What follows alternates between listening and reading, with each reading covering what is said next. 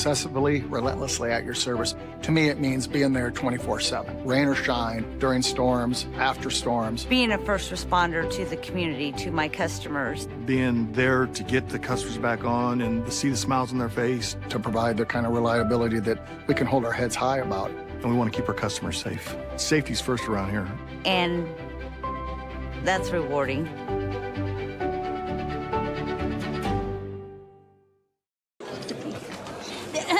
Frank, when you think Fairway, you think fresh. Is that the winning culture you've tried to create? Penelope Pineapple, what an unbelievable produce performance. How does your team stay so fresh? Sun-kissed orange. Is it true Fairway has offered the freshest produce in town since 1938? What can we say? Our produce is so fresh, we're speechless. Across Iowa, you don't have to look far to find a bank that's got your back. From just around the corner to the next town over, hundreds of neighborhood banks are going the distance to ensure your future looks brighter than ever. By providing jobs, supporting local businesses, strengthening communities, and helping your dreams become reality. Here, the life you build is backed by Iowa banks. See how banks are making a difference near you at iowabankers.com. Living your best life means something different to everyone, especially when it comes to healthcare. That's why Mercy One offers compassionate, personalized care. We are here for you with one team of experts, providing access to the primary care and highly rated specialty care you need, easily and conveniently. So go ahead, live your best life. We're with you every step of the way. Mercy One, your best life, our one purpose. The Iowa Farm Bureau is proud to present this amazing state tournament and celebrate the accomplishments of Iowa's student athletes. To the Iowa Farm Bureau, this is more than just a sport. It's hometown pride, it's hopes and dreams, it's our future leaders, it's a reason to do more and be more. And it's that farm-strong spirit that can only be found in Iowa. Congratulations to the student athletes and coaches on a successful year, and remember, today's successes are just the beginning of tomorrow's achievement. Good evening, everyone. Hello from the capital city of Des Moines at the Iowa Girls State Basketball Tournament Class 4A semifinal action. Our last game of the day about to tip off. It's the North Polk Comets taking on the Sioux City Bishop Heelan Crusaders. Blake Walker, Emery Songer with you here this evening. Emery, both these teams statistically very, very even. About points per game, the same.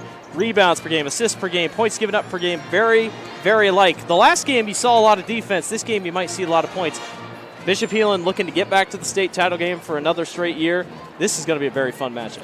Well, I mean, the previous two games, I mean, all things considered, there are a lot of lopsided scores in the quarterfinal round across all five classes. There are a few games that were very interesting, but they have come to play on the semifinal day here all day long, some great games. Just had the other half of this bracket get decided on a foul with a second and a half left. Dallas Center Grimes surviving a frantic comeback in a low-scoring affair against Ballard. So it'll be interesting to see if we do see a little bit more scoring between these two teams. But what we have seen is the scoring generally has been down for most of these people that have come to the state tournament. And it's the difficult backdrop to get used to shooting, but I would not be surprised if we see a little bit more offense and two teams that can get over 50 points here today. Let's take you on through the road to the championship. Emery, tee us up. What do we got here? Both these teams have been through a lot in just already a day here. Yeah, absolutely. Bishop Heelan has been a team to be reckoned with. They forced 25 turnovers in defeating Cedar Rapids Xavier, 63-37, one of those aforementioned lopsided affairs, and were led by Brooklyn Stanley, who did it on both ends of the floor, 16 points and 4 steals. But on the other side of things, when you look at what North Polk did to Clear Creek Amana in the first round as well, 61-30. If you go back to the tournament trail even before that, the Bondurant for our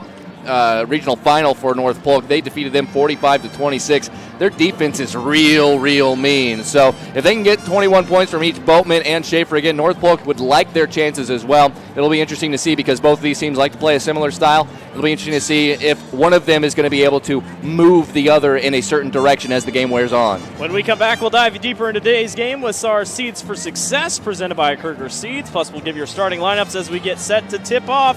You're watching the 2023 Girls State Basketball Tournament presented by the Iowa Farm Bureau on the Girls Union Digital Network, powered by Mid-American Energy Company. Here in Greater Des Moines, we're the unexpected sports mecca that feels like home. We are the big ballers, the little kickers, the underdogs, and the bulldogs. We've got events wacky and wild, big and small, we host them all. That old sports cliche, nobody believes in us? Nah, when you come here, you'll believe. Because in Des Moines, only the S's are silent. Let's go! In Iowa, we all play by the same rules. Hard work pays off, practice makes perfect, success is something you earn, and teamwork helps us all be winners.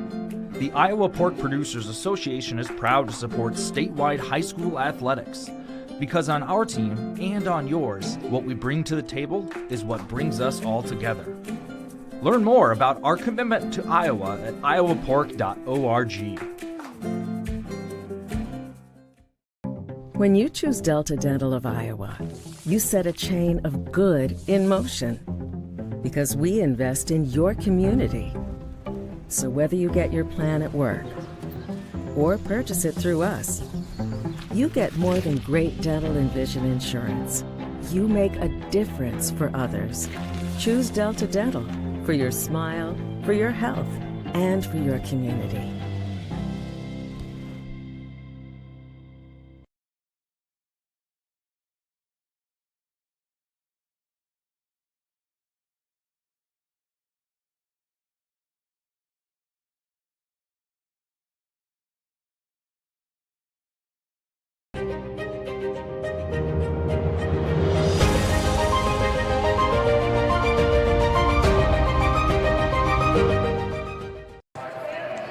Welcome back to the Iowa Girls State Basketball Tournament. Blake Walker, Emery Songer with you. Emery, let's run you through the Kruger Seeds keys to the game that you got for both teams. Yeah, if you want success and you want seeds to success, it all starts with your best players. At this time of the year, you got to have big games from your best. And for North Polk, they're going to come in here. You got to get Boatman going early. Michaela Boatman, 17 points a game, leading scorer on the team. She can shoot it from inside, outside. You want to get her 15-plus. And I think you got to get to her early here and get her in a rhythm.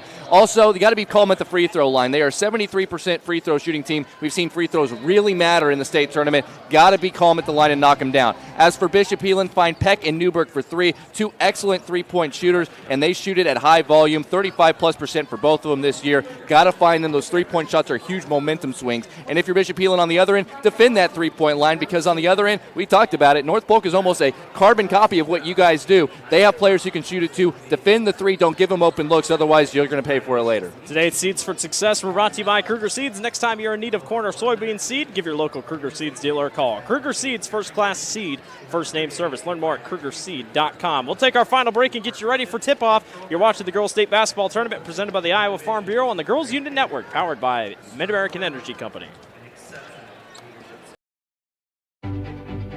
Obsessively, relentlessly at your service. To me, it means being there 24/7, rain or shine, during storms, after storms. Being a first responder to the community, to my customers. Being there to get the customers back on and to see the smiles on their face. To provide the kind of reliability that we can hold our heads high about. And we want to keep our customers safe. Safety's first around here. And that's rewarding.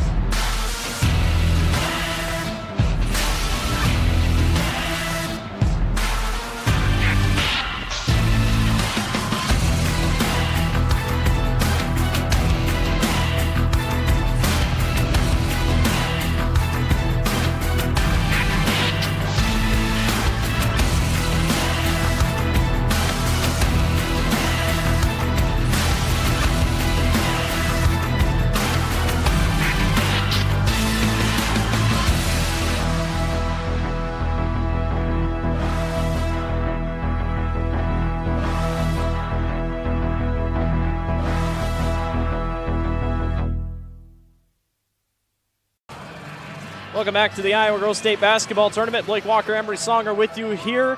We are just about set to get going in our Class 4A semifinal between the Bishop Heelan Crusaders, the 3 seed, taking on second-seeded North Polk in the Comets. Let's send it to our PA announcer for introductions.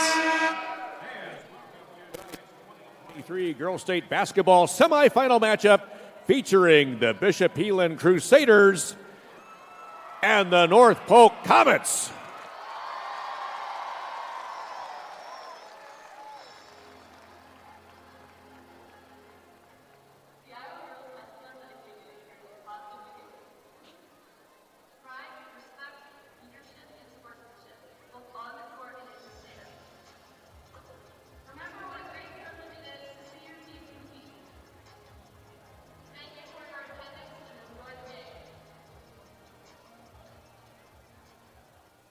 The Iowa Girls High School Athletic Union promotes good sportsmanship by participants, coaches, and spectators.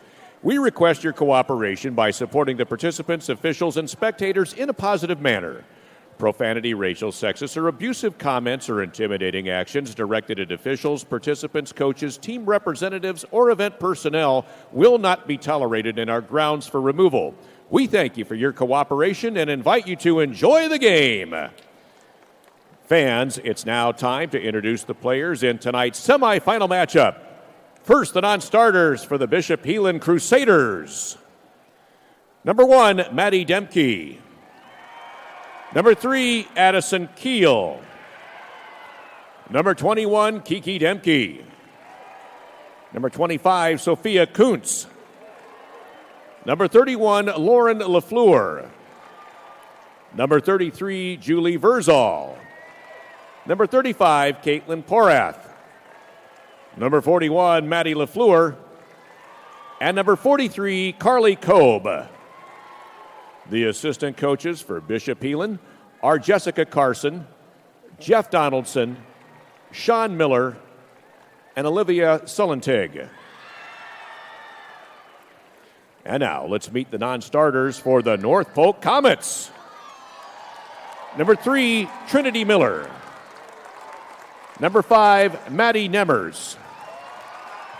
Number 12, Maddie Simmons. Number 14, Ashley Owen. Number 20, Lauren Osborne. Number 21, Ava Husak. Number 23, Kaylee Kadelka. Number 24, Jada Pody. Number 30, Abby Sander. And number 40, Greta Dillinger. The assistant coaches for North Polk are Alex Bullmeyer and Ann Sloan.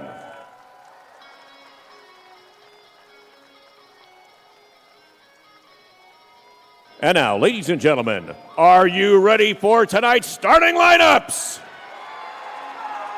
For Bishop Heelan, a 5'8" senior, number 5, Lauren Peck. And for North Polk, a 5'9" senior, number 4, Michaela Boatman.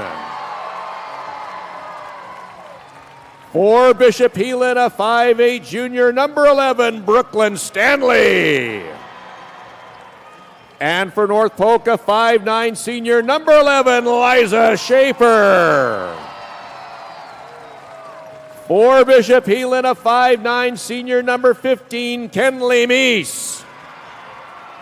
And for North Polk, a 5'8" sophomore, number 22, Abby Tuttle.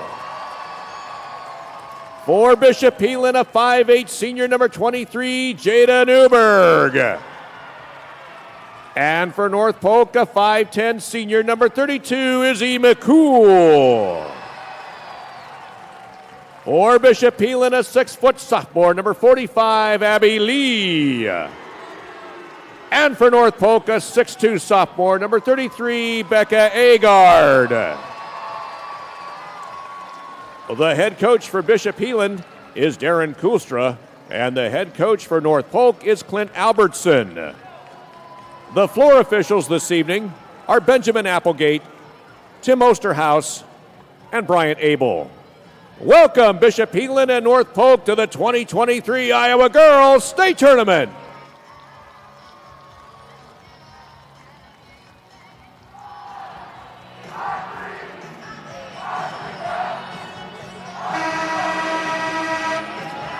let's play some basketball here in Wells Fargo Arena. Class 4A semifinal. North Polk and Bishop Heelan. The Crusaders made it to the title game last year. Fell short to Cedar Rapids Xavier. North Polk made the title game in 3A back in 2019 and lost to Center Point Urbana. So both these teams hungry for state championships. They will meet Dallas Center Grimes. The winner will in the Class 4A title game. Let's play basketball in the Class 4A semifinal. You're going to see 6'2" Becca Agar do a lot of that, get a lot of tips, get a lot of hands-on passes and rebounds. It's a quick steal here by Bishop Heelan, but at 6'2", she towers over everybody out there, 33 in white. Crusaders force a turnover. They go baseline, couple quick moves. They go back outside.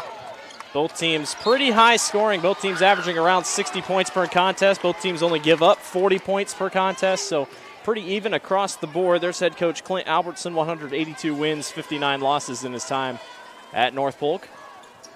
Two very experienced coaches. Three-pointer from the top of the key, splashes home, and Lauren Peck is off to a hot start.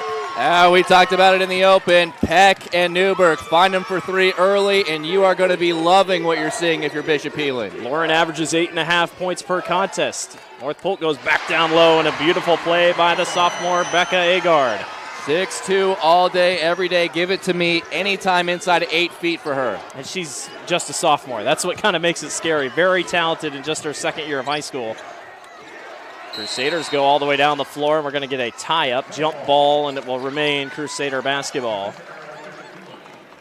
It's interesting to see the first quarter how the officiating crews try to officiate. Sometimes it gets very, very physical early. Some fouls can start piling up, and then adjustments have to be made by each team. Nice inbound play, and the floater drops for Brooklyn Stanley. 14 points per contest. She had a big quarterfinal match against Cedar Rapids Xavier. Now she leads the team with 14 points a game. At the same time, I don't know if she's the key to their offense because they have so many players who can shoot the ball as well. Both teams kind of like that. There is a step on the line, and it will be another turnover. And we saw that. Lisa Schaefer and Michaela Boatman both scored, 21 points, I believe, in the quarterfinals. So both teams have plenty of weapons that they can use if someone's having an off game. 5-2 Heelan getting started here in the Class 4A semifinal. Couple turnovers here by the Comets. Have Heelan out front. Top of the key, more aggressive defense. Both teams, both hands up in the face as they swing around. Jada Newberg, top of the key, 8 seconds to go on the shot clock. She'll drive baseline, spin her way around. Find a cutting player, cutting teammate, won't go. Agard on the rebound. Yeah, it was good movement by Stanley. Got a decent look, but it took too long to get into the offense. Had no time to readjust with the shot clock winding down. Boy, both teams so high up on pressure. Not a lot of breathing room once you get past the timeline. There's another steal by Bishop Heelan. Abby Lee, the big 6-foot sophomore center. You got two sophomore centers going at it today. Nice putback up and in by Lauren Peck. Crashing the offensive glass. Offensive rebounding is so crucial at this state tournament. A couple of games ago in the Class 3A semifinals, you saw that happening quite a bit with offensive rebounds, and another steal. Third turnover forced by Heelan, and it leads to an easy layup. All the way back the other way, Jada Newberg, and it is all Bishop Heelan to start. 9-2. That time, couple mistakes, couple turnovers by North Polk. That time just lost footing, but the defensive pressure by Heelan up by the timeline's causing the issue. Yeah, and both teams are showing some of that pressure.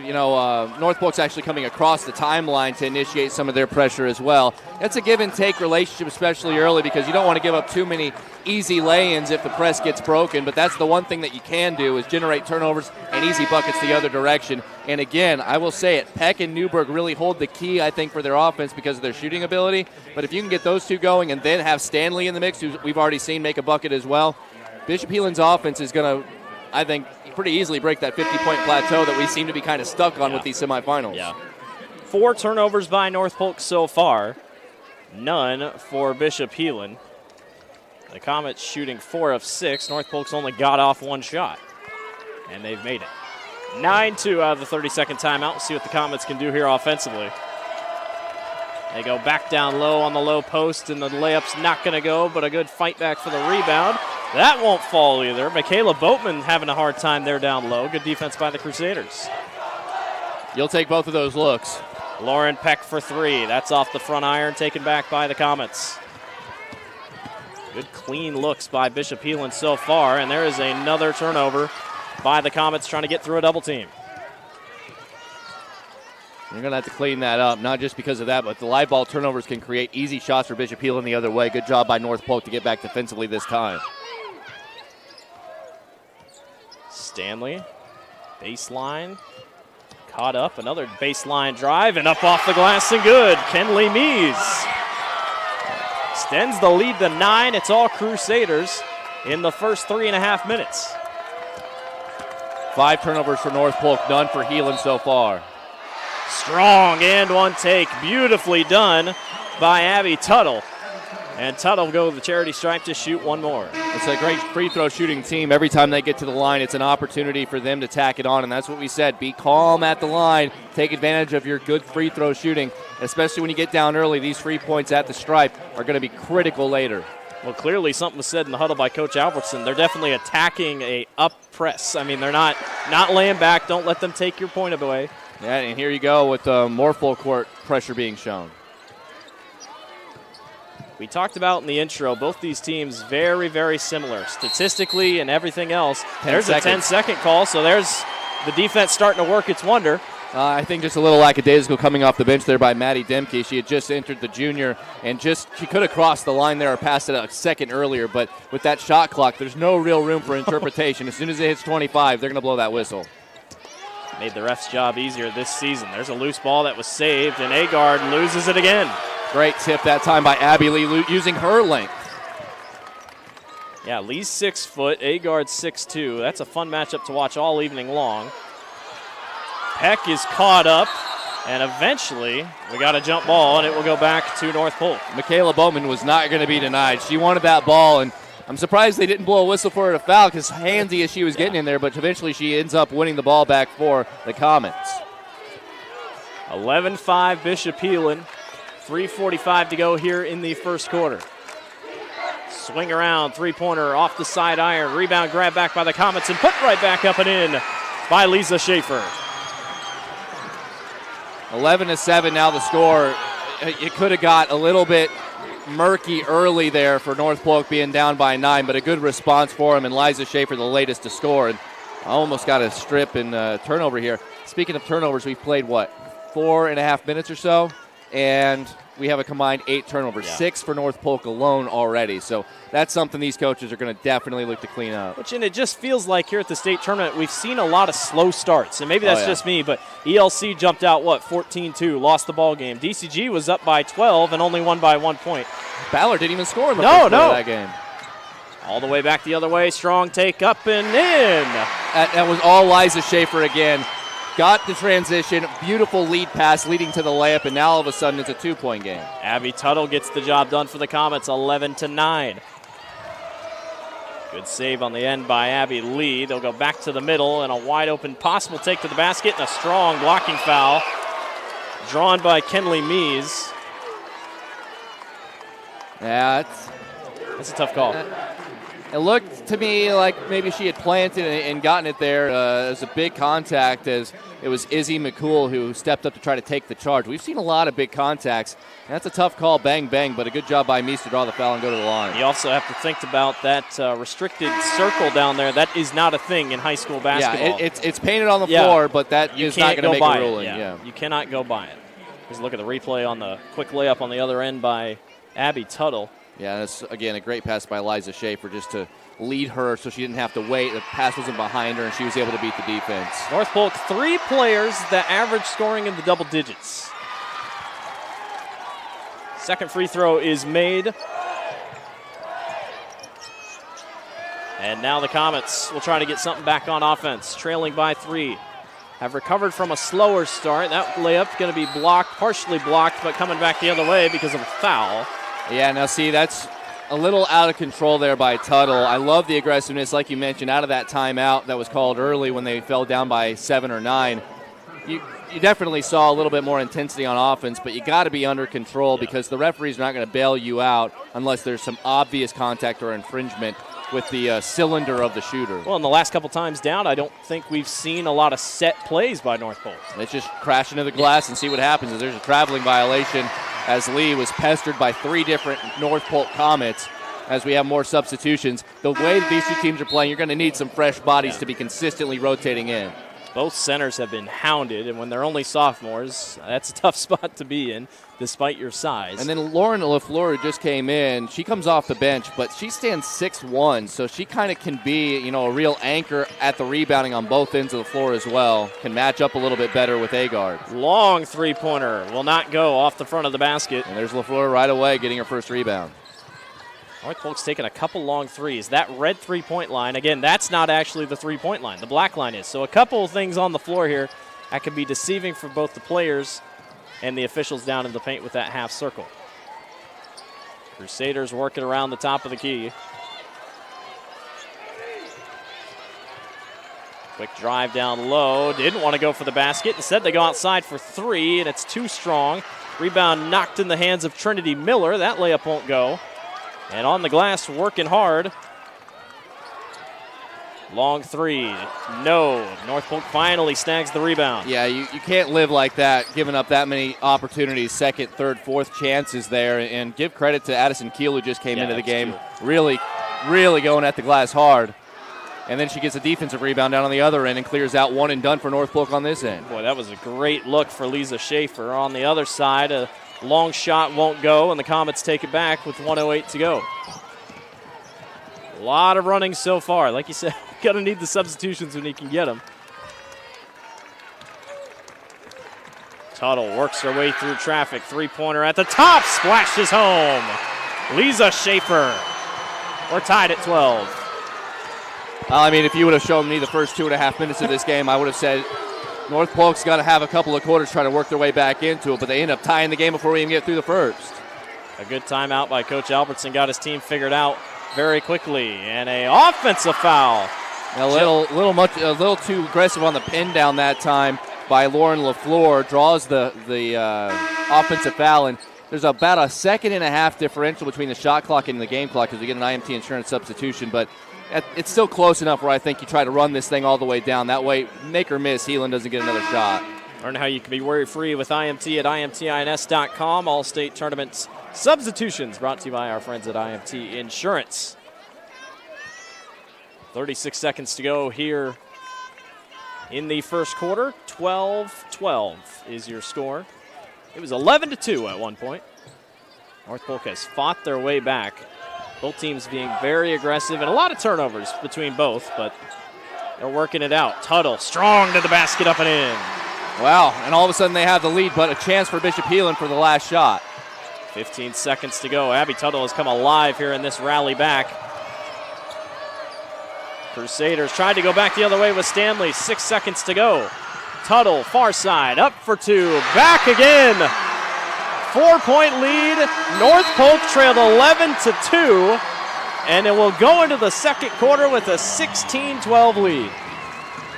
We'll take a break. You're watching the Iowa Girls State Basketball Tournament presented by the Iowa Farm Bureau on the Girls Union Network, powered by Mid-American Energy Company. Here in Greater Des Moines, we're the unexpected sports mecca that feels like home. We are the big ballers, the little kickers, the underdogs, and the bulldogs. We've got events wacky and wild, big and small, we host them all. That old sports cliche, nobody believes in us?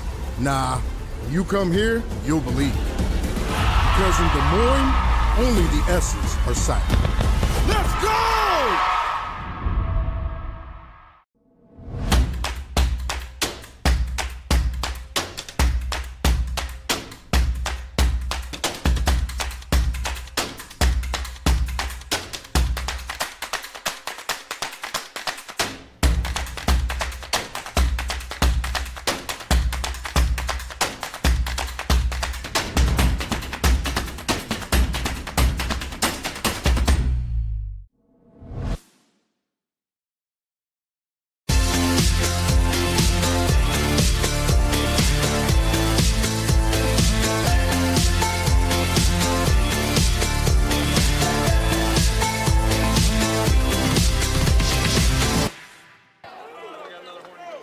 Hey fans, Central College has you covered with career-building programs, and with tuition less than $20,000 a year and tons of scholarships available, it's the best decision ever. Apply today at central.edu. Welcome back to the Girls State Basketball Tournament Class 4A semifinal.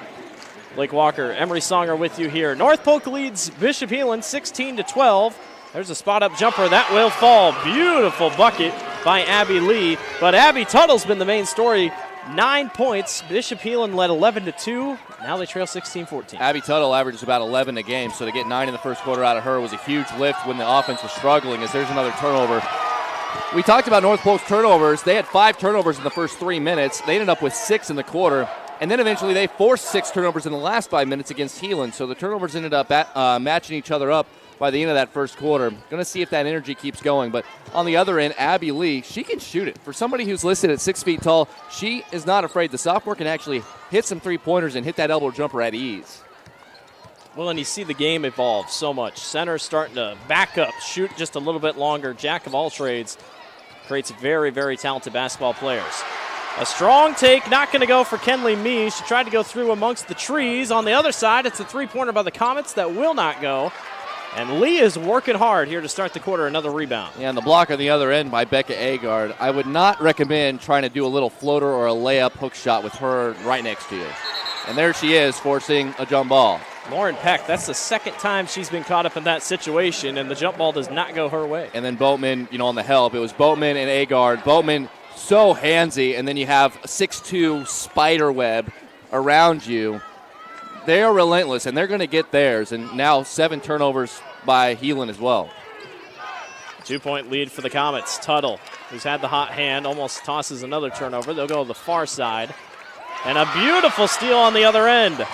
All the way to lay it up and in. Brooklyn Stanley. I love the left hand on the left side of the rim. You don't see it all the time. Absolutely love the steal as well and the leak out. Easy transition hoop. Both teams playing very hands up, hands in your face defense. Here's a double on the corner. So somebody's open. Tuttle goes baseline, kicks right back outside. Long three, splashes home. Michaela Boatman, welcome to the show. Her first points of the ball game. I said get her going early. She was 0 for 4 in that first quarter, but to get an NBA distance 3 to go, sometimes it just takes that one shot to go down. And there's a steal for Schaefer.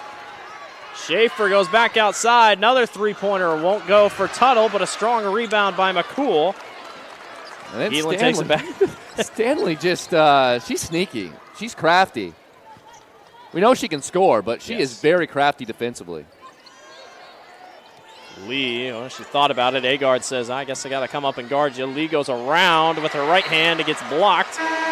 You got to respect her out there, and I'm glad that, I'm sure Becca Agard isn't used to having to guard her man-to-man all the way out at the three-point line. But the scouting report says even though Abby Lee doesn't shoot a ton of threes, she's over a 40% three-point shooter. There's that long three by Michaela Boatman. North Polk is not fazed by the red line. Beautiful move by Stanley. Oh, she sauced her in there. 6'2" on top of her. She says, I can go in here. Don't worry. Little lefty hook shot. Ooh, foul on the floor. I think they're going to get this one on Maddie Demke, and they will. Got to let the offensive player land on a 50-50 ball and just got too far underneath of her. Third foul of the half for Bishop Heelan. Not a lot of fouls for each side. No. We've had a lot of turnovers, a lot of steals, a lot of physicality, but the referees have been letting them play, and I like that.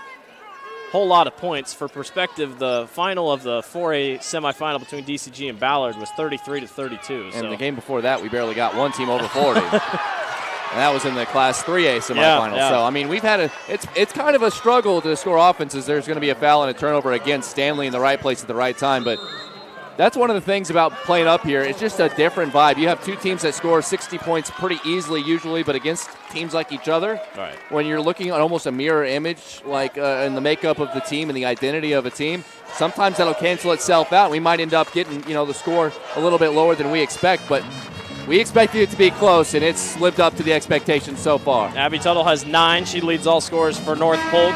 Brooklyn Stanley leads all scorers for Bishop Heelan with 6.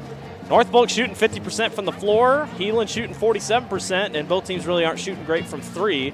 And turnovers are pretty bad, but they're even. And that's one thing that we've seen in every game here at State as well. Every team that comes up here plays really swarmy defense. The good ones they will take you the whole length of the floor, 90 feet of the entire floor, and they are going to jump passing lanes, and they're going to try to take the ball away from you. They want the referees to either call a foul or get that jump ball, and we have seen that on both ends of this floor already in the first quarter and a half. Out of the 30-second timeout, Maddie Demke will bring it up. Demke leads all bench scorers with 5 points per contest for Bishop Heelan. Long three, kind of off a screen. That is not going to go. That was by Jada Newberg. That's another one that you talked about. Got to get going on offense. Yeah, she scored once early, but they've really kept it out of her hands. So haven't seen 23 in blue really touch the ball all that much. Is hard fall there on the cut by Boatman, and looks like she's going to be okay. Foul's going to be on Stanley, but you got to. We talked about Boatman scoring points, but she also enjoys creating. I just let Ford have the ball and let her do some stuff with it as you try to figure out what your offense can look like. I feel like any player in this starting five could really just take the ball, create with it, and get something positive out of it. Oh. Beautiful cut down low, but the layup won't fall. Oh, man, that is a great pass by Tuttle. Had the right idea, but just could not find the bottom of the basket. North Polk does get it back here, and Boatman's got it. Nice swinging around on the far side. Nice full court pass. Boatman for three. Leaves it short. Lee can't grab the rebound. More offensive boards for the Comets. That was Jada Pody. Very, very strong rebounding inside. Another three-pointer by North Polk. That will not fall. Lee says, I'll take that this time. 3 opportunities. You can't ask for better than that, and they attacked the zone very well. I mean, this is a zone defense designed to trap and force bad passes. They were swinging the ball side to side, getting open looks. They just weren't falling. Yeah. We've slowed down just a little bit here, as nobody has scored in the last 2 minutes. Stanley, baseline, step back, floats, no.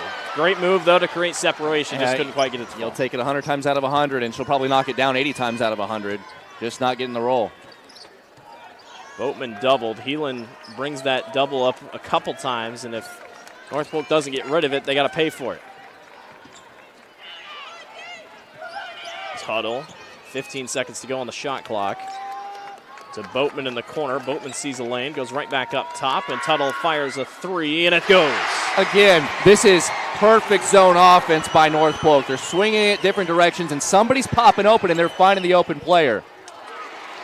Long shot on the other end, won't go. Comets lead by 4 with a chance to extend. Boatman thought about going baseline, goes right back outside. Quick first step, high off the glass layup, will not go, and Lee can't grab the rebound. More offensive rebounds coming in bulk for North Polk. Pody just will not leave the offensive boards alone. Great energy from her off the bench. Nice pass in the corner, Boatman! There she is. And give not just a legitimate assist, but a secondary assist for the offensive rebound by Jada Pody off the bench. What excellent energy she's giving you, and now North Polk finds themselves up 7. They'll take a full timeout. We'll take one with them. You're watching the Girls State Basketball Tournament presented by the Iowa Farm Bureau and the Girls Union Network, powered by Mid-American Energy Company. Obsessively, relentlessly at your service. To me, it means being there 24/7, rain or shine, during storms, after storms. Being a first responder to the community, to my customers. Being there to get the customers back on and to see the smiles on their face. To provide the kind of reliability that we can hold our heads high about. And we want to keep our customers safe. Safety's first around here. And that's rewarding.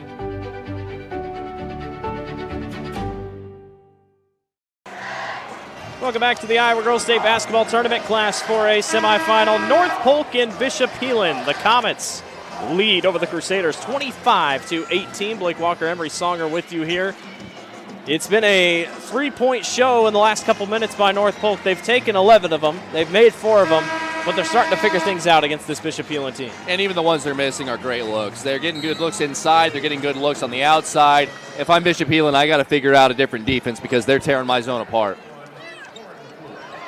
Ball off the feet, taken away by North Polk. Comets go back down low, and right back up and in is Pody. Give me some Jada Pody in this first half. Starting to figure things out off the bench. That's her first bucket. Both teams trying to get that bench rolling just a little bit more.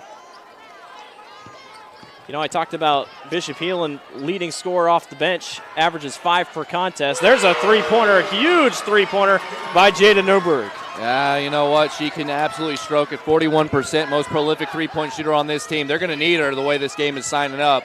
Got to find her outside the arc. Cannot stress how important that shot was for Bishop Heelan. Felt like they were reeling there for a little bit. There's a long pass to Boatman. She'll stop and fire. The short two won't go, and another offensive rebound that will not work out in their favor. She traveled. You got to love Liza Schaefer also crashing the offensive glass. This one thing that we have seen, most of the teams that lead in offensive rebounding are the teams that end up winning the game. They generate turnovers. They're getting offensive boards, getting second chance opportunities. They're drawing fouls off the rebound. If I'm Bishop Heelan, if I'm going to be in a zone, somebody's got to be down here and get my rebounds. 6 offensive rebounds so far for Bishop Heelan. Up under move for Lee will not go. Stanley goes and fights for it in the corner. Ball's on the floor again. We're going to get a jump ball. It will be Bishop Heelan basketball. Yeah, you got to clean up these turnovers if you're Bishop Heelan as well. I know that they've turned North Polk over a bunch, but the way the flow of the game is going, it's getting a little slip-slidey for me a little bit here. And they've done a good job to stick within 6, considering how good the offense in the half court has been for North Polk, but you just got to clean it up on this end a little bit.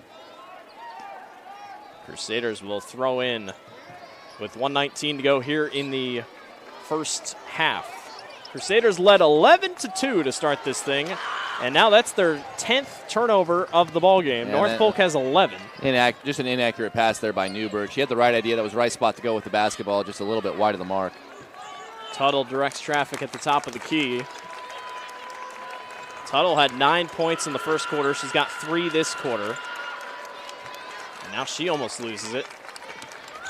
13 seconds on the shot clock. Good patience by North Polk. Three-pointer from the top. That won't drop. And another fight on the floor. That will be North Polk basketball, so the Comets get it back. Plus, they get the fresh shot clock, and only 8 seconds will separate that from the game clock. Izzy McCool doing a great job on the offensive glass. Just a loose 50-50 ball and forcing the tie-up. Gets an extra possession. Tuttle throws in underneath. That one tipped. is tipped and Abby taken Lee. back. Those long arms. Far corner. Ooh. With a better tough pass. Yeah. With a better pass, she's going to jack that up. Whoa, long three. That will not go. Lee is on the glass, though. Fights hard, and a foul on the floor. And I tell you what, that was a long, long shot by Lauren Peck. She pulled that thing from about Indianola. Yeah, and that's the thing. We talked about Newberg and Peck. That's where they live. They want to shoot the three, and if they make those threes, we're talking about that cuts the lead in half if that goes down. I don't mind if those two are taking long three-point shots if I'm Bishop Heelan. Shot clock is dead. 25 seconds to go, and Peck will have it at the top of the key. And by the way, just 4 fouls on each team. Nobody is in foul trouble, which you like to see in a game of this magnitude. Saw that in the last game, 4A semifinal. They had to foul a lot at the end just to get to the bonus. Stanley down low on the block. Blocked by Agard. Lee puts it back up and in, though, with the strong right hand. 3 seconds to go. Tuttle the other way. 2 seconds. Tuttle at the horn. She got it! Abby Tuttle with a huge shot from about the half-court line gives North Polk a 30-23 lead. Take a look at the replay. I mean, and that was not even on the run. She gathered herself and then just fired up as long of a shot as she could. That's a horse shot off the glass. Bank is open, ladies and gentlemen. My goodness, and what a deflating finish there for Bishop Heelan. You get an offensive board and a putback just to go down and watch a 45-footer go in off the glass. Unbelievable. We'll take a break. What a first half. Don't go away. We got more coming up in a little bit. You're watching the Girls State Basketball Tournament presented by the Iowa Farm Bureau and the Girls Union Digital Network, powered by Mid-American Energy Company. Obsessively, relentlessly at your service. To me, it means being there 24/7, rain or shine, during storms, after storms. Being a first responder to the community, to my customers. Being there to get the customers back on and to see the smiles on their face. To provide the kind of reliability that we can hold our heads high about. And we want to keep our customers safe. Safety's first around here. And that's rewarding.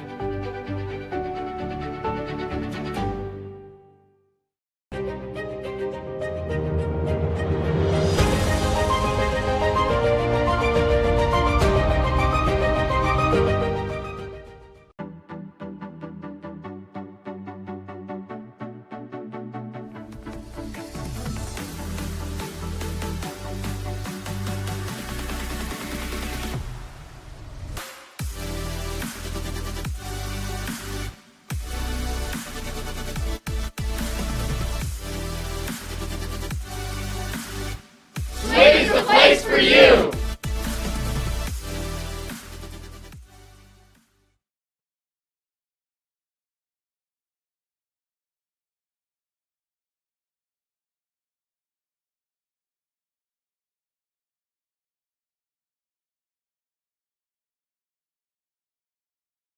The Iowa Farm Bureau is proud to present this amazing state tournament and celebrate the accomplishments of Iowa's student athletes. To the Iowa Farm Bureau, this is more than just a sport. It's hometown pride, it's hopes and dreams, it's our future leaders, it's a reason to do more and be more. And it's that farm-strong spirit that can only be found in Iowa.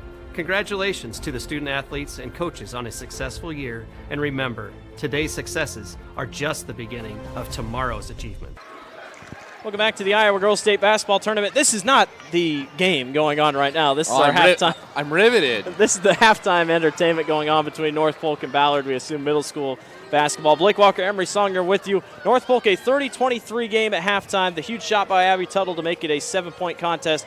Emery turnovers on both sides, but the rebounding might just be the thing that's gotten North Polk to where they are right now. Yeah, they do have a 16-13 edge. I mean, it's closer than it felt, especially as the half wore on, but give Bishop Heelan credit. They really stuck with it, too. They have 7 offensive rebounds of their own. So the rebounding's kind of evened itself out. I'm going to definitely look at live ball turnovers in the second half. Heelan with 9 steals. They forced 12 turnovers of North Polk. 7 steals on 10 turnovers. North Polk forcing on Bishop Heelan. So both teams getting live ball turnovers. We've seen some transition buckets.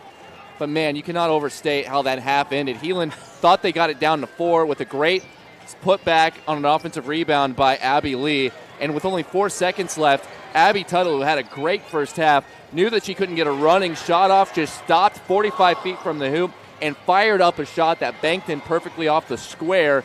And all of a sudden it's into a 4-point game, and Bishop Heelan's feeling pretty good.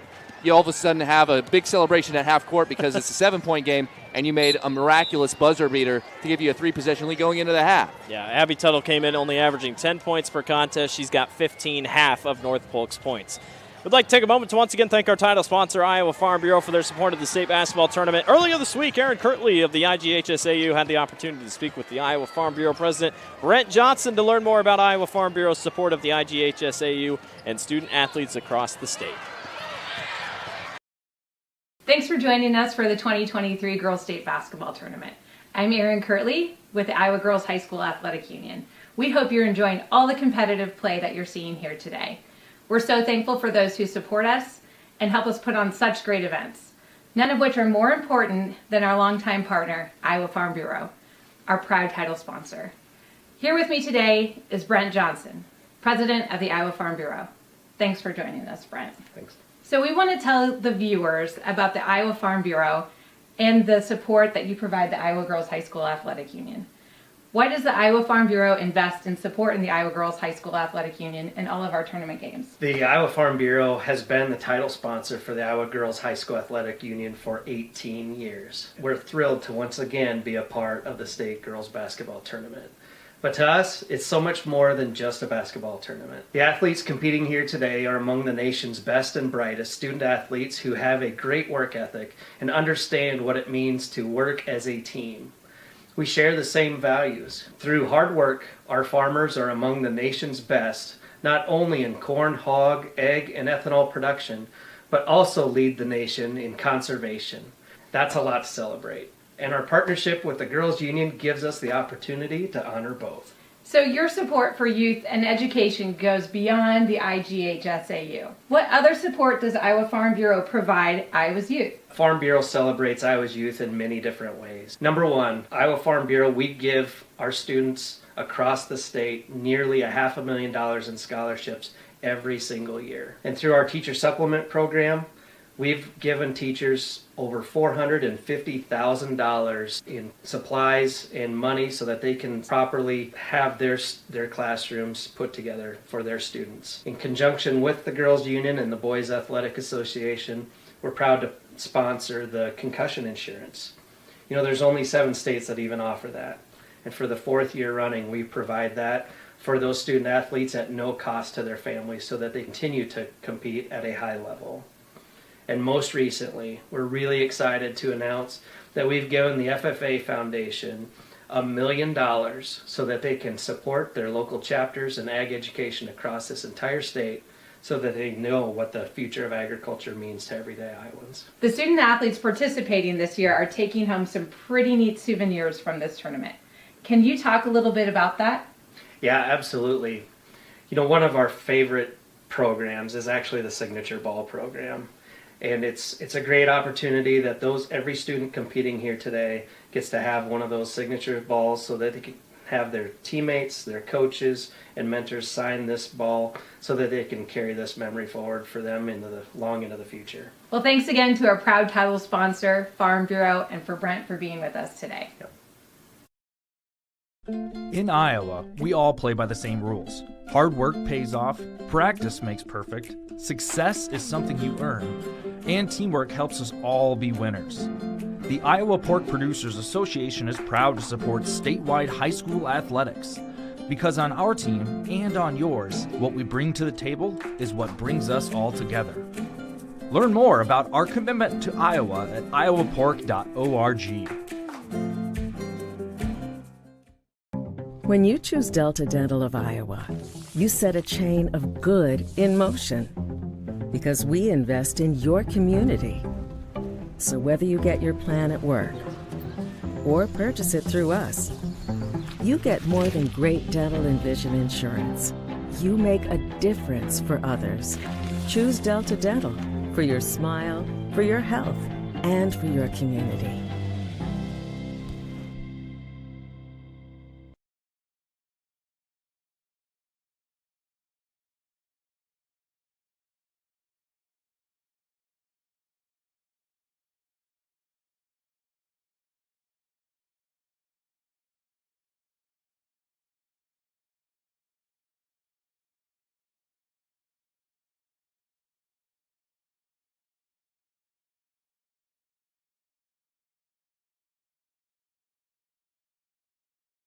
All right, Frank, the store is yours. See you Monday.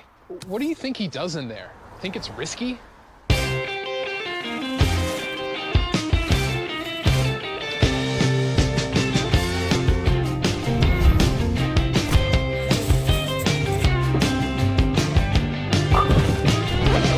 I forgot my phone. And now you know what happens on Sundays.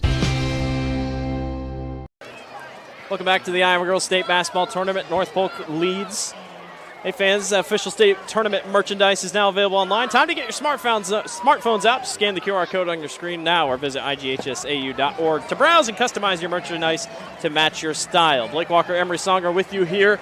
North Polk leads 30-23. Take a look at the stats that pop off the page. Obviously, turnovers are something big, but the offensive rebounds, I mean, they're both even. They both are very even, but North Polk leads. Well, but that's the other thing, too, is like that doesn't tell the entire story. Points off turnovers, Heelan has actually had 15-10 there. Second chance points, Heelan up 6-5 there. Both teams with 4 fast break points. They're pretty even across the board here, but that number I'm looking at right now, that 38.5 three-point percentage for North Polk, that has been the difference in the game, especially when you're making them from 45 feet before the half's over. Yeah. They've shot 13 threes. They made 5 of them. Should be in for a great second half. The winner takes on Dallas Center Grimes in the Class 4A title game. We'll be back. You're watching the Iowa Girls State Basketball Tournament presented by the Iowa Farm Bureau on the Girls Union Network, powered by Mid-American Energy Company. Obsessively, relentlessly at your service. To me, it means being there 24/7, rain or shine, during storms, after storms. Being a first responder to the community, to my customers. Being there to get the customers back on and to see the smiles on their face. To provide the kind of reliability that we can hold our heads high about. And we want to keep our customers safe. Safety's first around here. And that's rewarding.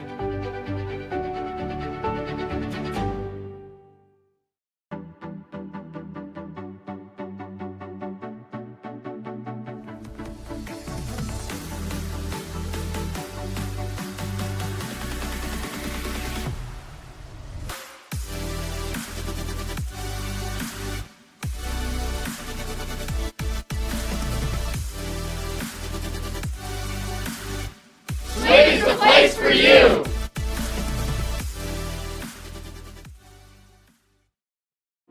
Living your best life means something different to everyone. especially when it comes to healthcare. That's why Mercy One offers compassionate, personalized care. We are here for you with one team of experts providing access to the primary care and highly rated specialty care you need, easily and conveniently. So go ahead, live your best life. We're with you every step of the way. Mercy One, your best life, our one purpose. Welcome back to the Iowa Girls State Basketball Tournament. Blake Walker, Embry Songer with you here this evening. Last game of the day. No nightcap tonight, but we're finishing up here around the probably 8:30 hour. Now you say that, we're going 8 well, overtime. That's true. I thought the last game we would. Dallas Center Grimes defeated Ballard. A foul with 1 second to go gave Dallas Center Grimes Emma Miner a chance to go to the free throw line. She split the pair. And that's such a tough way for a game like that to end. Yeah. Ballard was down double digits by the end of the first quarter. Come all the way back in a low-scoring affair, mind you. And then for it to end up the second and a half left on the clock, and by all accounts, 50-50 call. Yeah. It's tough, but at the same time, you have to respect the official's decision, and credit to Miner for stepping up there and knocking one down. Credit to Coach Jones and that whole Dallas Center Grimes team. They've been down here the last couple of years, just couldn't quite get over the hump, and finally they get a chance at a state tournament. Well, one of these two teams would love to make sure they don't get over the hump again. Both these teams have lost in the title game in the last 4 years. North Polk in 2019 to Center Point Urbana. Bishop Heelan lost last year to Cedar Rapids Xavier. Michaela Boatman remembered what the job is. It took her all of 8 seconds to get her hand on another loose ball. It also should be known Bishop Heelan has won a state title in the last 5 years. 30-23. The big three-point half-court, almost half-court, buzzer beater by Abby Tuttle. She has 15 points. That's half the team's points. She also came in just averaging 10, so a breakout game for her. Stanley, baseline drive, and the floater drops. She's been fantastic. She had 4 steals in the first half. She's rebounding the ball. She's blocking shots. She's disrupting the offense. You love what she brings to the table, Brooklyn Stanley. Tuttle back outside to Eliza Schaefer. They're stretching this little zone a little bit further out than they were in that second quarter, and that was when they were really starting to get diced up by the half-court offense. And once again, they drove here, but I like where they were that time. They were not giving up that cross-court skip pass that was leading to so many open shots. Well, off of a bigger break, obviously at the beginning of the game, Bishop Heelan jumped out 11-2. North Polk rallied back, so never know how teams come out of the locker room or what adjustments you make. And you know what? Coaches at this level, the teams that make it to state and the ones that make it to state routinely like these two, a lot of it is coaching. Making those adjustments and trying to figure out what we can do better. And Darren Koolstra, a well-known player here at the state, on the sideline. There's a block. You want to know what 2 inches difference makes? Right there. Yeah, that's 6'2", blocking 6'1", right at the apex. Boatman. She's got 6. Fire it from there. Why not? I mean, 30 feet for Tuttle. Just go ahead and fire. I'd love to see the average of where they're shooting. How about Abby Lee soaring in to make the steal? Usually a tall girl like that is not going to jump passing lane. She's going to stay in her position, but that was so well done. Three-pointer on the way, will not go. That was Lauren Peck, but a strong rebound on the other side, though. I believe that was Jada Newberg. Yeah, and this is what we said earlier. You got to get Newberg and Peck involved. They both made a shot early, but unfortunately, things have kind of dried up for them. They're still only down by 5, but those are 2 players. At least one of them's got to get going a little bit here. Stanley tried to squeeze in the pass to Lee. I think half of those turnovers have been that, just trying to sneak it in a lane that's just a little too tight. Heavy traffic. Stanley gets called on the reach-in. Yeah, and nobody's really in foul trouble, so you don't have to worry about that, but you don't want to really take a little reach-in foul there. 6 minutes left in the third quarter, 45 feet away from the hoop. 6:06 to go here in the third quarter. North Polk by 5. Agard had a chance down low. Instead, they go to the mid-range shot to Boatman. That won't go, and Abby Lee has really started to get things going here in the second half. It's just a matter of if Bishop Heelan can hit a shot. What I like what she did there was found a guard immediately. She didn't hold on to the ball, didn't allow Agar to try to tie her up. She found a guard to get the ball to so they could dribble out and break the press and get into their offense. Newberg off a screen. That won't go. Lee is on the rebound again. You got to love the energy you're getting from your sophomore center. She averages 9 points a game, 4.5 rebounds a game. She's a young player, but this goes to the culture that you build with a really successful program as Dimke comes in on the IMT insurance substitution. A sophomore, it doesn't feel like a sophomore when you're going to state every year, right? Yeah. Like she knows what she's supposed to do here. Lee floats off glass. Nice job. And Bishop Heelan, they've had good centers in the past. I mean, state champions a couple of years ago. She's the next one. Yeah, I mean, she's got all the tools. They had great post play. She's got 7 rebounds and now 6 points. Beautiful pass. Boatman was cutting and off glass and good. Liza Schaefer, she reads passing lanes as a passer very, very well. That's not the first time she has set up a layup for a teammate. North Polk has an answer for a couple Crusader responses. Stanley fires, mid-range jumper will fall. Yeah, and if Agard's not directly in front of her, she will have the ability to elevate on almost anybody else in a North Polk uniform inside 15 feet. Far corner from the wing. Three-pointer won't go, off the side iron. Rebound strong by Tuttle, won't go, falls right into Agard's lap. Right place, right time. Tuttle meant to do that. Perfect bank pass right off the rim. If anyone should be shooting, it's Stabby. She's got 15. Beautiful pass down low, and Stanley doesn't even need the glass. Back-to-back points for her. I love that. Maddie Dimke knows who's with her on that side of the floor. Give it to her and let her rise up. As long as it's not Agard in front of her, she will not have her shot blocked in that close. I hope you love points. This is pretty much what the final score was of our last Class 4A semifinal. Stanley with the steal. She had a breakaway basket earlier in the game. She goes one-on-one and reverses the layup, and it won't go. Wow, that was almost unbelievable to watch as both girls hit the floor. Sorry, I could not contain my excitement for the up and under. It's like the dunk contest. What are they going to pull out here? On the fast break, a little Euro step, and then a poke away here by Mies. Kenley Mies the other way, off glass and in. The lead is down to 1. Well, they've definitely made an adjustment on this, and they have stretched this zone defense out, and the passing lanes are not as open as they've been for North Polk. Excellent work out of the halftime break by Bishop Heelan. We have got a game on our hands. We got a great class on our hands. We'll take a break. You're watching the Girls State Basketball Tournament presented by the Iowa Farm Bureau and the Girls Union Network, powered by Mid-American Energy Company. Obsessively, relentlessly at your service. To me, it means being there 24/7, rain or shine, during storms, after storms. Being a first responder to the community, to my customers. Being there to get the customers back on and to see the smiles on their face. To provide the kind of reliability that we can hold our heads high about. And we want to keep our customers safe. Safety's first around here. And that's rewarding.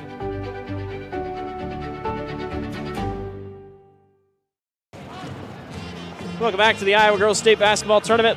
Blake Walker, Emery Songer with you here this evening. 3:30 to go here in the third quarter. North Polk on top of Bishop Heelan by 1. The Crusaders are starting to rally back. They've outscored the Comets 10-4 here in the third quarter, and it's all thanks to Brooklyn Stanley and company, who continue to force turnovers. 15 turnovers by the Comets. And I mean, how many of those are live ball steals? Both teams have had 9-point leads. It's been played even. It's been going back and forth. And you want to talk about steals. 8 steals for North Polk, 12 steals for Bishop Heelan. A lot of live ball turnovers, and that is creating opportunities on the fast break. Dangerous pass far side, saved by Boatman. Boatman fought through a quick double team. Tuttle, beautiful pass down low to Agard. Stanley, good hands-up defense. Boatman, though, floats inside and gets the bucket to go. Yeah, she kind of created that herself when she came out to the three-point line and stretched the defense just enough to give her a lane to go back into the paint. Stanley, baseline, got caught, goes back outside to Lauren Peck. To a wide-open Stanley in the corner. Oh, she hesitated. Instead, she'll take the mid-range, and a rare miss from mid-range. Yeah, Brooklyn. And I like that, though. Didn't force the three. Thought she had a better shot there. It was a good look. Tuttle all the way to the basket. It worked in the first. She's cooled off a little bit here in the second. It was great defense by Lauren Peck. Just holding her ground, making her go around her. Peck off a screen, through a double. Almost got the and one, but she'll go to the line to shoot 2. Yeah, and this is what we talk about. Both of these teams have multiple players that can score, multiple players who can create. You see players like Tuttle and Lee, a little less heralded than some of the top scorers on each team, but they're doing their jobs at very high levels. But it's that third player. That third player can just get going for one of these teams. You might see some separation here. Peck knocks down the first. By the way, that's our 4th free throw of the game total. It's been I don't know, it feels like the lower scoring games you should have more fouls, but DCG Ballard really didn't have a ton. And well, that 3A game that I did a few hours ago, there were a ton of free throws, almost 50 combined between the two. Yeah. It all depends on the crew. And it all depends on how many you're making as well. Yeah. Peck knocks them both down. The lead is down to 1. Yeah, Peck 82%, and about as close as automatic can be at this level. I think only one player has a higher average here at the state tournament. It's Boatman at 82.5. Yeah. Jada Pody, she had some big minutes there in the first. Hands off to Boatman. That won't go, but Agard on the rebound. She's caught up, though, and it's knocked away. That's Newberg. Didn't give up on it, even though she's shorter than she is. She knew that she had an angle on her and took it away. Dempke all the way, and it's going to be out of bounds, and it will stay with Heelan. Maddie Dempke. Coming off the bench. I mean, that's a pretty aggressive move to be coming off the bench. 5'3" going in there, trying to beat Agard down the floor, and Agard, I'd call that a block. Yeah. Instead, they get a rebound or the putback up and in. That was a great job by Newberg on the inbounds, finding Peck. Whoa, Michaela Boatman starting to figure things out for her on offense. Great move to hang on to the basketball. Heelan with the lead. Awkward shot. Agard, though, cleans up the mess. And if you're Liza Schaefer, you know she's there, and you don't have a passing lane to get it to her. Just throw it up. If it's a rebound, she's all by herself underneath the rim. I love that offensive play. Addison Cool, far corner, goes over. Lee thought about a 3, gets around Agard, up for 2. Not going to call foul. They're going to say it was clean. And play on. There's Boatman again, 5'9", but long arms, able to challenge that shot cleanly. McCool. And you see Keel here. Yeah. Look at how much ground that they're asking her to cover up here at the top of this zone just to make it harder for that cross-court pass. Boatman wide open. That won't go. Rebound taken away by Cool, and then a tough foul as Pody just saw a chance to reach for it. She took it. Okay, that is the adjustment that was made. The position that Addison Keel is playing. She's not up front. Yeah, she is playing way up here and making it more difficult for the passing lanes to be found by the players in the perimeter. But then as soon as the ball goes to the opposite side, she's the one actually crashing the defensive boards and trying not to allow any offensive rebounds. I love that adjustment being made by Darren Koolstra. She was never quite in front. She was always off to the side. You're not going to pass it cross-court on me. No. That was what she was telling you. Newberg thought about going up. She does. Rolls off the rim. Abby Lee tried to grab the rebound, but it's snagged back away by Abby Tuttle. Here come the Comets. Tuttle back up top to Pody. Ooh, had a chance to be wide open. Ooh, what's the call going to be here? Both girls are fighting for the basketball. Is it a jump ball or a foul? Jump ball. Give me Brooklyn Stanley all day. Man, that got tough. I don't think Tuttle knew if it was going to be a backcourt or what. And I don't even think she thought anybody else was going to go for it. But give me Brooklyn Stanley. She's a dog out here. Fighting hard down low to go for the basketball. 21 seconds to go. Shot clock is dead. North Polk by 1. This has been a amazing basketball game. All right, and now Stanley is the one that's coming up here and trying to force the issue to the sidelines. Pody, far corner to Boatman. Look how quick they move on defense. Three-pointer won't go. Rebounds dropped by Peck underneath, but 0.5 left. They're going to have to pretty much lob it. They have made some great adjustments, Bishop Heelan coming out of the half, because the zone they were sitting in was just getting diced up by North Polk. They have made great adjustments, not only for the coverage, but also for the rebounds. Bowman at the buzzer, puts it in. North Polk does it again. They get a three-pointer to end the quarter. The 6 points on buzzer-beating threes that North Polk has on the scoreboard, if it weren't for those two miracle shots, Heelan's winning the game. 41-37, don't go away. We got a big fourth quarter coming up. You're watching the Girls State Basketball Tournament presented by the Iowa Farm Bureau on the Girls Union Network, powered by Mid-American Energy Company.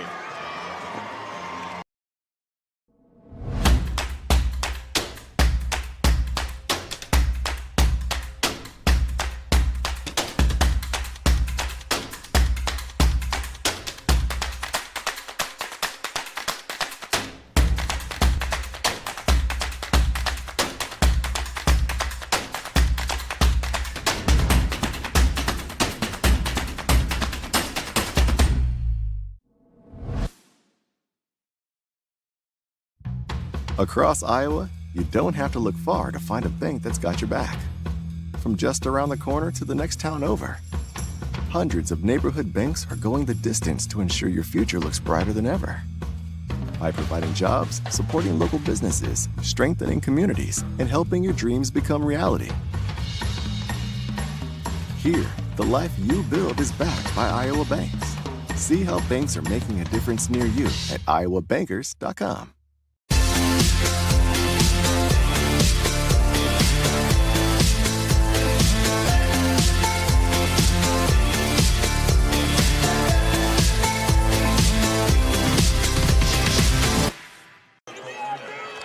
Welcome back. The Iowa Bankers Association is proud sponsor of the Parade of Champions and the Iowa Student Achievement Award. Thank you to the Iowa Bankers Association for sponsoring the IGHSAU. Blake Walker, Emery Songer back with you, Class 4A semifinal. North Polk and Bishop Heelan. Comets lead 41-37 with 1 quarter to go. This game has been a thriller. Lauren Peck cannot hang on, and it will go back to the Comets. Yeah, and if you're just tuning in, North Polk, a buzzer beater from 45 feet going into the half by Abby Tuttle. And then with .5 left, a catch-and-shoot 3 from the corner by Boatman. And all of a sudden, you have 6 points on buzzer-beating threes, and you're only up by 4. Huge shots. Boatman, she's got 13. Oh, she had a mishandle on it even when she grabbed it. Agar can't grab the rebound, but the Comets again grab another offensive rebound. Yeah, now that's the kind of thing that you just have to avoid if you're Heelan. A third chance. Boy, almost a triple team there by Heelan. Again, they play that. You put Lee in the center. They're trying to take those skip passes away that were killing them in that first half. And then they bring that double. Down low on the block. Turn around, won't go. And it's going to be grabbed last second. Peck just can't get a break. I think the last 3 times she had the ball, she just can't hang on to it. Get some stick 'em on that sideline over there for Bishop Heelan, but everybody's in the right place. You got to love it. If it weren't for that inbound pass, they've been playing spotless defense here. Tuttle goes up against a double team. Great save on the other side by Kenley Mees. Here comes Heelan. That third quarter, really a lot of back and forth action as we headed toward the final buzzer. Stanley back outside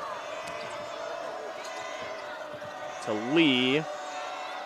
Lauren Peck, good passing. Stanley first step, up and under. Can't get it to go, but she's going to the line to shoot 2. I love the adjustment. She didn't just try to rise up and challenge Agard. Instead, she kind of did a little double clutch and forced her to foul her. Yeah, just trying to go around her there, forced her to kind of slap down if she wanted to challenge the shot, and she's going to get a couple of free throws where on the season, 66%. First one by Stanley, rattles out. She's got 12, leads all scorers. Yeah, and I mean, she's their leading scorer at 14 a game, but we talked about it off the air. We haven't seen that second, third, fourth player kind of step up and score with regularity here for Bishop Heelan as she makes the second, and Dimke will come in here. Who's she going to get? Peck. That's the thing. Peck averages almost 9 a game, is a great three-point shooter. She's got 3, or she actually has 9 in the game, but she's been very quiet from downtown. Same thing with Newberg. Tuttle gave it up to Agard, and Agard loses it. One thing also, Bishop Heelan, no bench points so far. So that is, I mean, you want to see scoring off a bench. I've seen teams win with their starting 5 getting the job done, but you'd like to have some bench points. Dimke is guarding Agard. I saw that. I was like, that's a Manute Bull and Muggsy Bogues situation going on over there. Agard with the rebound. Oh, worked out. She did good. Demke, she did really good. Demke did the job. Here comes Newberg back the other way. That one's not going to look so great on film if you are North Polk. Lee, they leave her open for 3, and she goes too strong. She can hit it, yeah, though. she can. You like the shot. It just wasn't there. And who else knocks that ball away from behind? Brooklyn Stanley. Tuttle back in the scoring column. She was on a little bit of a break. She's got 6 this half. Long three-pointer gives them the 6-point lead. Lee. Oh, nope. Timeout. Bishop Heelan wants to think it over. North Polk starting to figure out that defense a little bit more. We'll take a break. You're watching the Girls State Basketball Tournament presented by the Iowa Farm Bureau on the Girls Union Network, powered by Mid-American Energy Company. obsessively, relentlessly at your service. To me, it means being there 24/7, rain or shine, during storms, after storms. Being a first responder to the community, to my customers. Being there to get the customers back on and to see the smiles on their face. To provide the kind of reliability that we can hold our heads high about. And we want to keep our customers safe. Safety's first around here. And that's rewarding.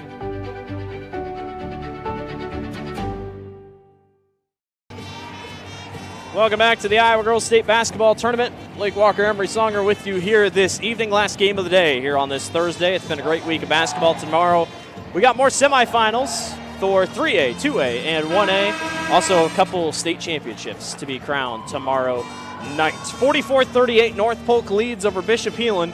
It seems like every response that Bishop Heelan has, North Polk just does a little bit better. Well, and this is the thing. We talked about how even these teams were, so it was going to come down to some of those secondary stats of, second chance points, offensive rebounds, live ball turnovers, three-point percentage, maybe shooting free throws. Free throws have not really played much of a factor in this game. 4 for 6 for Heelan, just 1 for 1 for North Polk. But really what's been the biggest issue here is Bishop Heelan's offense has gotten really stagnant, and they're not getting a lot of good shots from anybody. Yeah. Stanley's had to carry the load in the second half. Nobody else has been able to score with any sort of regularity. Stanley, baseline drive, kicks right back outside to Newberg. Newberg's had a pretty quiet game up to this point. 7 seconds on the shot clock. Stanley, nice move to get Agar jumping in the air, but she just can't quite get the friendly roll. Yeah, that happened to her on one of her free throws as well, the rim not being kind to her, but they're doing better down here on defense this half. It's just, can they score enough to try to make up the 6-point deficit? Boatman picked up by Stanley. Man, Brooklyn so tough on defense. Nice cutting basket down low. Won't go, but a good job by Liza Schaefer to get to the free throw line. Yeah, and credit to Boatman there for losing Stanley at the top, which gave her a little bit of space. That little spin move gave her a clear lane to see the cut. Great timed on the cut by Schaefer. Good pass. And she's going to get a couple free throws. And Demke gets caught up on the backside. And I mean, you have to foul her there. You're not in foul trouble. All you really want to do is just make it tough for her. Free throws aren't gimmies. No. So 1 of 2 from the line. Lee grabs the rebound. The lead is 7. She was looking like Bob Cousy out here. Got a run taken over. Boatman almost snags a quick steal. Here's Mies. See what I mean? There's not a lot of weaving. There's not a lot of structured passing. They can't figure out this zone defense here in the second half. Newberg caught up. Need 7 help. Seconds on the shot That's clock, 5. and not going to work. Well, they actually called 3 second seconds. Call down. I mean, it was going to be 3 or 5, one way or the other, as Peck comes back in, a little bit more shooting here. And she's going to actually, who's she going to grab? Going to come in for Newberg. Yeah, Newberg's been incredibly quiet in this game. 5 points, 2 for 6 from the field, 1 for 3. She comes in averaging 11 a game. The offense is going to have to come from somewhere, and you just got to keep this defensive intensity up. And now it's Lee being shown as the player out top here. And Lauren Peck only has 9. And 9's still good, but it's been a very quiet 9, though. Yeah. Boatman doubled. Ball comes out, taken away by Demke. Demke all the way, backs out. Didn't want to take the shot. Lee, baseline, back up top. A lot of hesitation here by Bishop Heelan, it just feels like. Well, they're just not getting quality looks, and I don't mind Demke at 5'3" with no help really on the fast break, pulling it back outside to get a better look, but there's really not a better look to be had. Directing traffic, Mies, 9 seconds, puts up a prayer, and it almost went in off glass. Rebound taken away by the Comets, closing in 3.5 to go. It's frustrating for Darren Kuhlstra, but you got to give all the credit to Clint Albertson and his team and the defense that they're playing as well on this end. They are just not allowing any of the motion offense that Bishop Heelan wants to run, and nobody's getting an open look. Boy, Mies hounding at the top of the key. And there you're going to get a touch foul on Lauren Peck. It had to think it was coming. They've really tightened things up, giving them not a lot of room to breathe. Yeah, but I don't even hate that, though. That's just their third team foul, and they're going to have to start, getting a little closer to the 1-and-1 so they can start getting possessions because there's no sign that they can make up the 7 points without forcing some fouls and forcing and initiating a little bit quicker possessions on this end of the floor. Fresh shot clock, too, with 3:14 to go. Abby Tuttle Baseline drive all the way. Strong takeoff glass won't go, but another rebound. Schaefer got it back to Boatman. And that's another 35, right? Yeah. So, I mean, like every time you get an offensive rebound, you can theoretically trim even more time off the clock. Boatman sees a lane, won't go. Agar gets blocked from behind. Great job by Kenley Mees. Here come the Crusaders. Mees, coast to coast, and a blocking foul. That's a tough call because Liza Schaefer was down there, but I don't think she just got her hips squared, which is why it was a blocking foul instead. As you'll see her trying to hustle back here, she can't quite get straight up in time. Her feet were kind of tangled up. But again, that's just their 6th-team foul as well, and it stopped a fast break opportunity. And in the half court, Bishop Heelan has not been able to generate good looks. And they can't get the ball in bounds. Mees, nope, timeout. Bishop Heelan will take a timeout. We'll see how long they take. They'll take a 30. So 45-38 is your score, 2:46 to go. Heelan is in the bonus. That is something to think about. Yeah, they'll have some 1-and-1s. And free throw shooting for Heelan on the season, 70%. So generally a solid free throw shooting team. The thing is, if you're North Polk, I don't change anything. If we start fouling them and sending them to the line for 1-and-1 on accident, because it hasn't been that bad the way that they've been calling it, just keep playing your defense, the aggressiveness, jump in the passing lanes. And I don't know what kind of playbook you have over there for Darren Kuhlstrom and what you're going to try to draw up, but you're not getting anything inside of 15 feet without having a 6'2" Becca Agard looming and plenty of other players that are kind of collapsing on that. I'm thinking you got to start drawing up some plays that are outside of 15 feet or even behind the three-point arc. And we got players like Lauren Peck. We have players like Newberg. Abby Lee can knock him down. Brooklyn Stanley, also a 34% three-point shooter. Those are some players that you might be able to get some distance out of and stretch this defense out just a little bit. Mees for three. Got it! Right on cue. That's what you have to do. She was the inbounder. That was the design play. Well done timing it up, and a great shot there by Mees. We saw Ballard come back but fall short against DCG in the final minutes. Bishop Heelan trying to crawl back in. The lead is 4 for North Polk. When it was 7, you felt like, well, I don't really need to score because Bishop Heelan has struggled to score so much. And again, this is a foul I do not mind. Early in the shot clock, and also you're getting a little bit closer to getting them into the bonus in the 1-and-1s. And with 2:23 left, you don't want to be wasting time like we saw Ballard in the previous game. Yeah. They had to spend a minute just catching up on fouls so they could get him in the bonus to shoot free throws. Under 2.5 to go. Boatman. Back top. Three-pointer. She got fouled. Yeah, and that's a bummer. You don't want to do that. I like the close out there by Mees, but it's unfortunate that you're going to send Schaefer, who's a 74% free throw shooter, to the foul line because that was going to be a low percentage catch and shoot three kind of fading away as she caught the ball. Mees, by the way, there's a splashola as the first free throw good here for Schaefer. She has the lowest percentage of three-pointers of the 5 players on the floor here for Bishop Heelan. So if she's knocking him down, anybody can knock him down, but I think that's where you have to go with it. You just got to make sure that you're not fouling three-point shooters down on the other end. Yeah, because Schaefer has now made 2.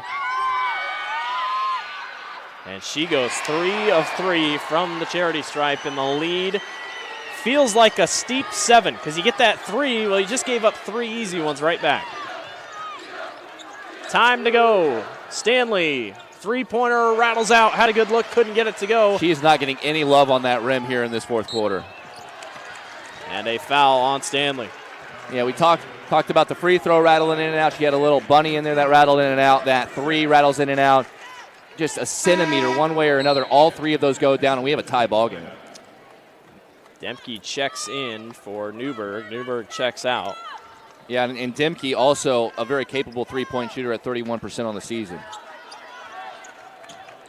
I just think that that's where the offense is going to have to come if they get into the half-court situation. But North Polk, they were showing they're still going to be pressing. Yeah. They still want to press even though they're leading by 7 because they feel like they can turn Bishop Heelan over. They do get it in. Demke, I also don't think has a ton of fouls, so if you need to have 2, someone foul. Yeah, nobody. Yeah. Stanley's got 3, but you're not really worried about it right now. Under 2 to go. North Polk by 7. Trying to move on to the Class 4A title game. Tuttle gets it away to Schaefer. 15 seconds to go on the shot clock. They've done very well this possession to take this clock down. Agard fouled by Lee. Good call. Well, this is what you talk about. after the first 10 seconds or so, do not intentionally foul because that just restarts the shot clock. But well done not getting too overtly aggressive by North Polk. They like to play fast. Both these teams do, as the first free throw is missed. But taking it down inside of 10 seconds, you took a half minute off the clock. That's going to make it all the more difficult for Heelan to try to catch up back up to you.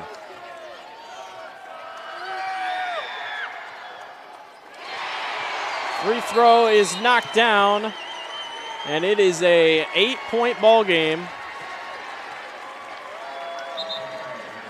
Was there a timeout? Well, the teams thought there was a timeout. I think it was just a substitution was coming in. Demke was coming in after the made field goal. Coach Albertson was screaming at his team. I think they thought it was a timeout too. IMT Insurance substitutions. Learn how you can be worry free at IMTins.com. Got to be quick here. Three-pointer from the top. That will not go. 6-2. Agard on the rebound. 6'2" over 6 foot. Stanley with another foul. Yeah. And the North Polk fans can feel it with 1:21 to go. They're doing what they needed to do, Heelan, offensively, but this is where you just have to applaud Coach Clint Albertson and then his defense. We talked about both teams really acting like spider webs and forcing a lot of live ball steals and turnovers in the first half. North Polk's offense has figured out a little bit better way to kind of attack this zone here in this fourth quarter. This stretched zone is the 2 free throws both good for Tuttle. But not only that, their defense just amped it up in the half court in the second half as well, making it really difficult for Heelan to get any quality looks, inside or out. Lee blocked by Agard, got it back. Exhibit A. Back up top, they go to the corner. Lauren Peck for 3. That will not go. Agard again grabs a huge rebound. 6'2". She's 6 inches taller than Stanley. And it shows. Each of the last 2 rebounds. Having 6'2", you can't teach it. Yeah. Under 1 minute to go. Bishop Heelan will play up. Still seeing if they'll foul. There they do. But North Polk played it well. I mean, it trailed 11-2 in the first quarter, came all the way back and led at the end of the first quarter, 16-12. Yeah. Yeah, it was a little bit of a sluggish start, but again, it all started with the defense more so than the offense as she misses the front end here. But this is the largest lead at 10. It's been a pretty tightly played game both ends. Lauren Peck, a long 3, won't go. Another foul this time on Kenley Mees. North Polk 7 of 20 from the three-point line. That's pretty good. I mean, we haven't seen a ton of big three-point shooting teams. That's a good number here at the state tournament. Yeah, and I don't think either team is going to really hate the way that this game went. I think if you could correct anything, obviously North Polk really started to open up a rebounding edge on this end of the floor.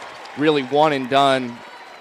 But they also had 19 offensive rebounds as well. Now, Heelan had 10. Yeah. Most of those came in the first half, but it's just one of those things that it's a game of adjustments, like you said, at halftime, as we're going to get a group substitution here for Heelan. You have to just tip your cap to some of these coaches and just what they're being able to do, but also the length of North Polk.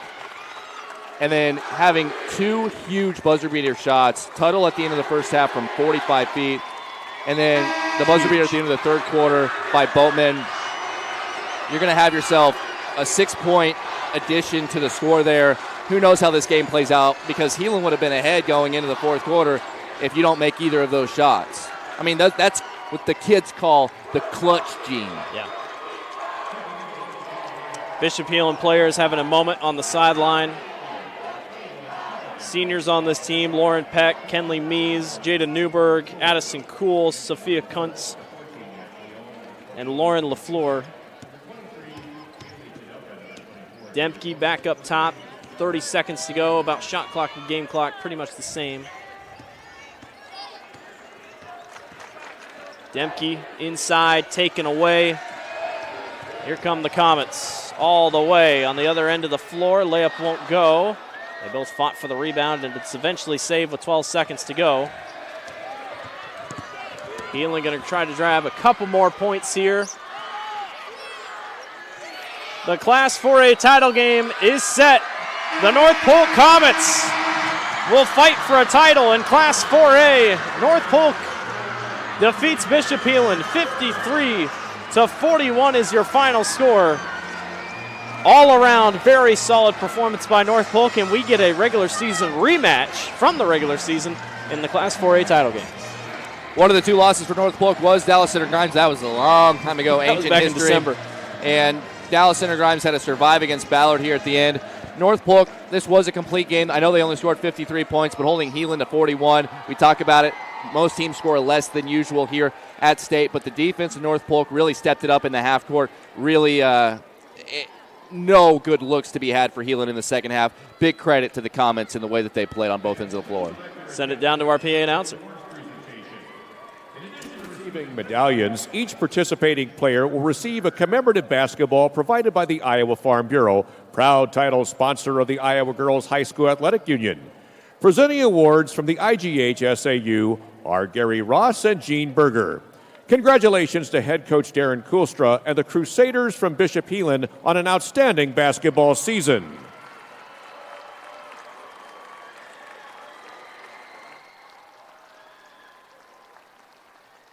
And now, Izzy McCool will advance her team to the next round on the official bracket at center court. North Polk fans, your team advances to the championship and will play Dallas Center Grimes on Saturday, March 4th at 2:30 p.m. Fans, on behalf of the Iowa Girls High School Athletic Union, we thank you for your support and attendance. As a reminder, please exit the arena so we can prepare for tomorrow's games. Tickets for the next round can be purchased online and delivered straight to your mobile device. Thank you for attending, and please drive home safely.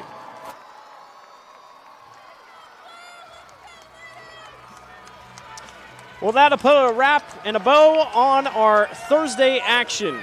Bishop Heelan and North Polk. North Polk defeats the Crusaders 53-41. Emery, final thoughts on this one as we wrap up a big day of semifinal action. Hey, 20 points for Abby Tuttle. The biggest three of them were that half-court shot, or it wasn't a half-court shot, but a 45-footer at the end of the first half, and then another momentum swing at the end of the third quarter. Those are going to be the two plays that, if those shots don't go in, which 9 out of 10 times they probably aren't going to go in, Bowman with that shot at the end of the third quarter, those are the things that, you know, it completely flips the narrative of this game in just a second or a half second on the inbound pass at the end of the third quarter. So Heelan did so many things well, so many things right, just could not get the shots off and get good shots down on the offensive end. And all the credit goes to not necessarily the most glamorous part of the game, but to have a team like North Polk really clamp it down on defense and really restrict a great offensive team, one of the top offensive teams in Class 4A, to 4 points in a fourth quarter of a state tournament game.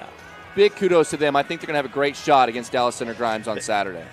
That is what will happen. North Polk will take on Dallas Center Grimes. It's the 1 and 2 seed take on for the 4A title game Saturday afternoon. On behalf of Emery Songer, our entire production staff, all of us here in Des Moines, I'm Blake Walker. Thanks for watching the live coverage of the 2023 Girls State Basketball Tournament presented by the Iowa Farm Bureau on the Girls Union Network, powered by Mid-American Energy Company.